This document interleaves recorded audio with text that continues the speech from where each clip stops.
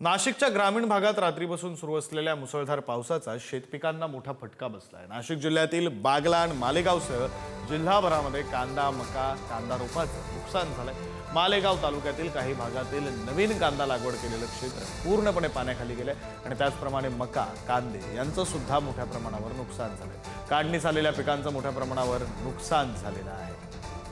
आपण बघू शकतोय की नाशिक जिल्ह्यात ही पावसाने थैमान घातलेले आहे। 2 दिवसापासून सतत पावसामुळे आपण बघू शकतोय इथं कांद्याचंही नुकसान आहे, बाजरी असेल, मका असेल किंवा अनेक असे पिकं आहेत त्यांचंही नुकसान आहे।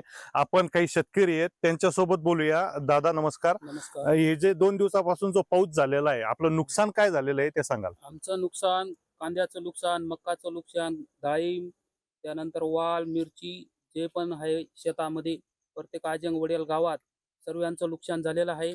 पाणी खूपच पडलेलं आहे। सरकारने जो निधीचं सांगितलं होतं 17,000 हेक्टरी, त्यांनी तो आज 4,000 वर आणलेला आहे। कमीत कमी तो 17,000 तरी दिला पाहिजे ही सरकारला विनंती आहे। नक्कीच आपण काही शेतकरी आहेत अजून यांच्याकडे येऊया। दादा, आपण हे जे संकट आलेलं आहे शेतकऱ्यावर काय सांगाल तुम्ही? काय सरकारने बघावं।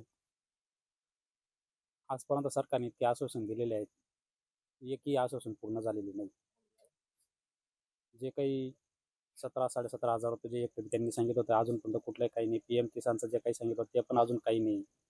आणि जे बागायती ते 27,000-27,500 रुपये सांगितलं ते पण अजून काही नाही। नुसतं आश्वासन देऊन पक्के होत आहे फक्त। नक्कीच कुठेतरी शेतकरी नाराज झालेला दिसत आहे। प्रदीप पाटील, पुढारी न्यूज, मालेगाव।